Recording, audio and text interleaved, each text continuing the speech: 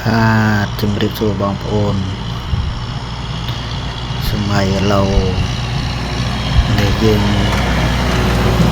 បានត្រាក់ទ័រមួយសម្រាប់ធ្វើស្រែចម្ការនោះវាបបរហើយកាលពី20ឆ្នាំមុនយើងបានតែគោមួយនឹមដើម្បីធ្វើស្រែចម្ការវាលួចម្យ៉ាងដែរបន្ទាប់មកយើងបានគោយន្តមន្ត្រីថាបានគោយន្តមន្ត្រីហើយលយហើយបានគោយន្តមន្ត្រីមានណាគោយន្តមន្ត្រីមិនដល់1ឆ្នាំផងឥឡូវបានត្រាក់ទ័រលុយជាងគោយន្តមន្ត្រី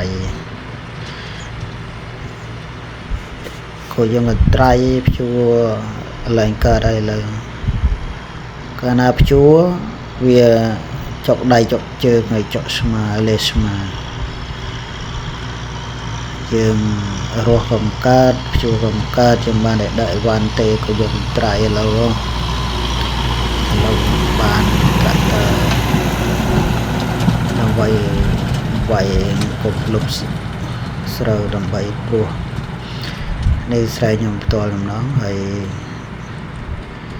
បាក់ខ្ញុំព្រោះស្រូវធ្ងន់ទេស្រូវនេះគឺថាបានផលច្រើនតែបាត់ឆាប់ព្រោះទេគឺអស់ហើយតែធ្លាក់ភ្លៀងមកគឺមានតែទឹកទេ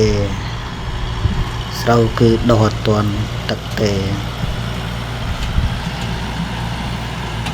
ខ្ញុំស្រែខ្ញុំនេះគឺធ្វើពីខែ5គឺ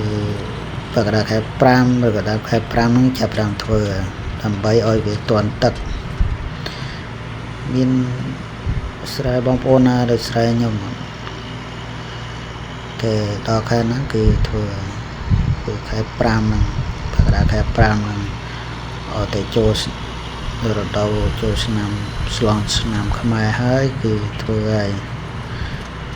ដើម្បីឲ្យវាទាន់ទឹកហើយនេះគឺត្រាក់ទ័រនេះគេជួលគេមហាត់ 150,000 ជួល 150,000 ហើយវែងគប់នេះគឺ 150,000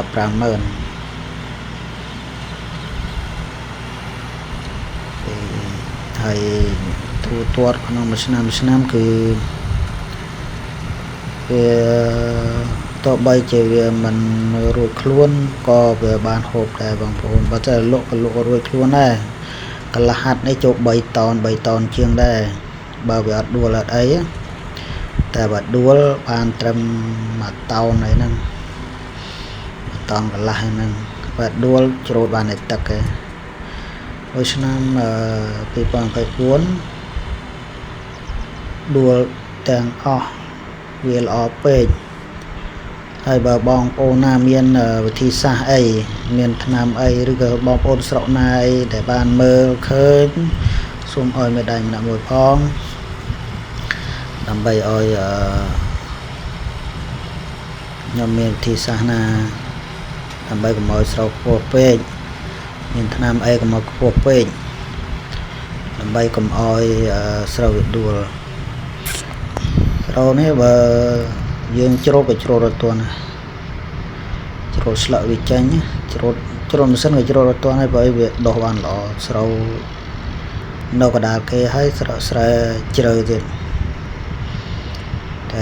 បើច្រូតដៃយើងបានទាំងអស់បានផលច្រើនប៉ុន្តែយើងចុះកម្លាំងចុះថវិកាសម្រាប់ជួយច្រូតអញ្ចឹងចង់រកវិធីសាស្ត្រថ្នាំបងប្អូនណាធ្លាប់ប្រើថ្នាំញ៉ាំដែរប្រើទេថ្នាំទាំងស្រូវស្រាលស្រូវធ្ងន់ដែរញ៉ាំដែរប្រើទេប្រើសម្រាប់តែថ្នាំបាញ់ស្មៅកុំឲ្យវាស្មៅដុះច្រើនទេតែបើបងប្អូនណាមានថ្នាំ បាញ់ទៅកុំឲ្យវាខ្ពស់សូមជួយខមមិនខាងក្រោមហើយឲ្យមេដៃម្នាក់មួយផង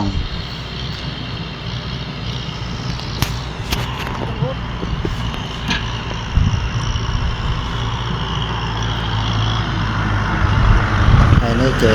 វីដេអូសម្រាប់ហើយបងប្អូនទាំងចិត្តសូមជួយឲ្យមេដៃម្នាក់មួយផងឲ្យបានច្រើនដើម្បីឲ្យ channel របស់ខ្ញុំនឹងវាកាន់តែរីកល្អហើយដើម្បីឲ្យខ្ញុំនឹងមានទឹកចិត្តធ្វើវីដេអូបន្តទៀត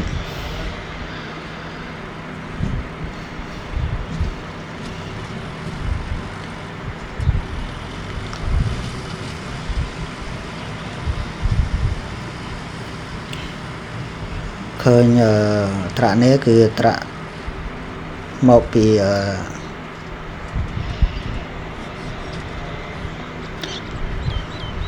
ត្រាក់តើនេះមកពីបឹងកន្ទួតបាទគឺអត់ពិបាកប្រាប់ទេបាទគាត់វាយបានល្អម៉ត់បានល្អវាយសំបីតែមុំអីក៏វាយគាត់វាយល្អឃើញ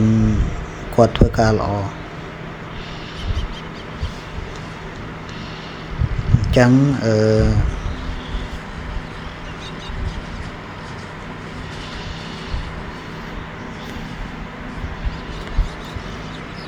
ខ្ញុំមានតែប៉ុណ្ណឹងទេបងប្អូនណាដែលមានថ្នាំអី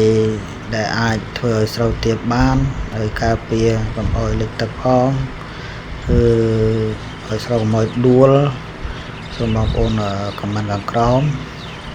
សម្រាប់វីដេអូនេះគឺមានតែប៉ុណ្្នឹងទេបាទអរគុណសម្រាប់ការទស្សនារបស់បងប្អូនបាទ